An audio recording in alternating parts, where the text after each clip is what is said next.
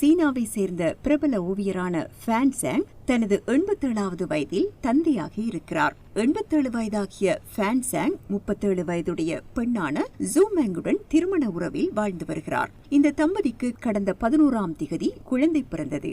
இதனை தனது சமூக வலைதள பக்கத்தில் ஃபேன் சாங் அறிவித்தார். பாரம்பரிய சீன ஓவியங்களுக்கு புகழ்பெற்ற கலைஞரான ஃபேன் சாங்கின் ஓவியங்கள் 2008ஆம் ஆண்டு முதல் 2024ஆம் ஆண்டு கால பகுதியில் 4 பில்லியனுக்கும் அதிகமான யுவான்களுக்கு ஏலம் போயின. இந்த தொகையானது இந்திய மதிப்பில் சுமார் 5000 கோடி ரூபாய் ஆகும். குறிப்பாக இவர் 1991ஆம் ஆண்டு வரைந்த ஒரு ஓவியம் 18.4 மில்லியன் யுவானுக்கு 2011இல் விற்பனை செய்யப்பட்டது.